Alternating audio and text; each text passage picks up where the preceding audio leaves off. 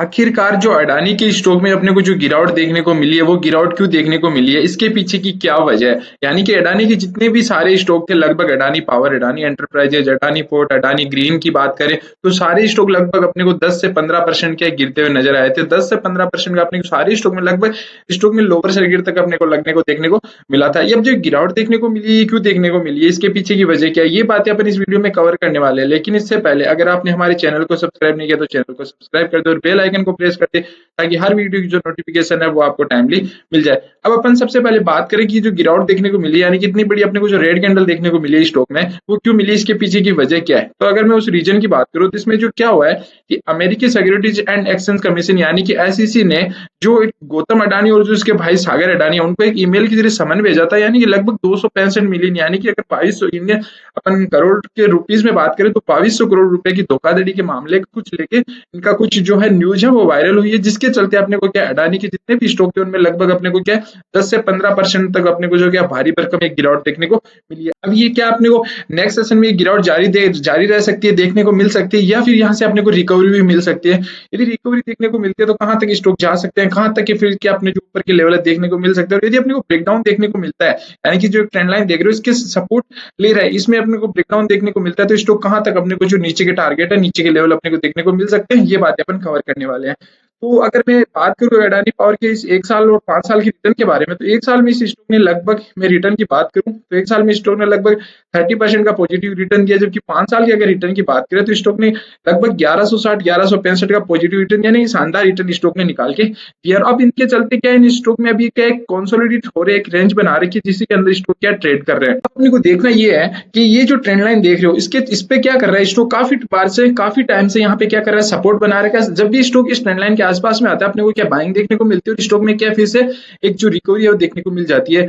अभी जो लेवल निकल के आ रहा है वो लेवल निकल के आ रहा है 120 का लेवल। यदि स्टॉक यहाँ पे 120 के लेवल पे सपोर्ट ले लेता है, जो कि एक मेजर सपोर्ट निकल के आ रहा है, तो अपने को फिर से यहाँ पे रिकवरी देखने को मिल सकती है, स्टॉक ऊपर की ओर जाता हुआ दिख सकता है। लेकिन यदि 120 का जो ये लेवल है इसका अपने को ब्रेकडाउन देखने को मिलता है तो स्टॉक में एक गिरावट भी देखने को मिल सकती है। अब वो गिरावट कहाँ तक देखने को मिल सकती है, नीचे क्या सपोर्ट निकल के आने वाले हैं, अगर वो सपोर्ट एरिया अपन मार्क करें तो इसके लिए जो नीचे सपोर्ट निकल के आ रहा है फिर वो निकल के आ रहा है लगभग 95-90 का लेवल। यानी कि स्टॉक यदि अपने को 120 का लेवल ब्रेक करता हुआ नजर आता है तो स्टॉक जब यहाँ तक आ सकता है, जहां तक कि वो लेवल है वो है फिर 90 और 95 का लेवल, ये स्टॉक आपको लेवल दिखा सकता है, यहाँ तक कि आपको दर्शन करने को मिल सकते हैं।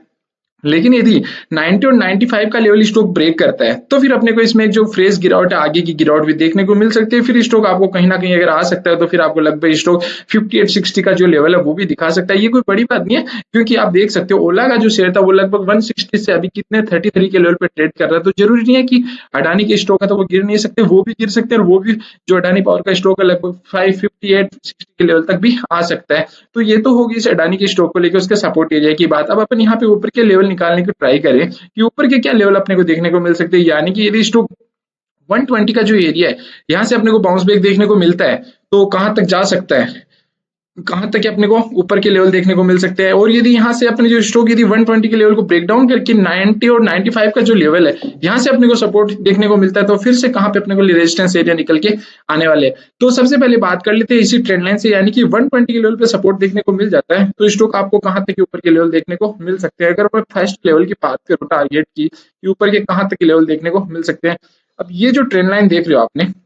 ऊपर की, यानी कि अगर स्टॉक 120 के जो एरिया है यहाँ पे सपोर्ट लेता है और ये जो लेवल है लगभग 135 का लेवल इसको ब्रेक कर देता है, तब अपने को जो स्टॉक ऊपर की ओर जाता हुआ दिख सकता है। तो फिर वो आपको जो फर्स्ट लेवल दिखा सकता है लगभग 170 174 तक का, आपको 170 174 तक स्टॉक जाता हुआ दिख सकता है। क्यों इस टाइम क्या होगा जब निफ्टी में भी आपको भारी भरकम गिरावट देखने को मिल रही है, जब क्या निफ्टी भी और बैंक निफ्टी सारे में अपने को क्या जब वापस से इसमें रिकवरी देखने को मिलेगी तो ये स्टॉक अभी क्या सपोर्ट एरिया के पास आ गया और यहाँ पे क्या बाइंग देखने को मिलती है तो फिर से स्टॉक आपको लगभग 170 175 तक स्टॉक जाता हुआ दिख सकता है। लेकिन यदि स्टॉक इसका ब्रेकडाउन देखने को मिलता है और 90 95 के लेवल पे आता है तब अपने को जो ये लेवल है लगभग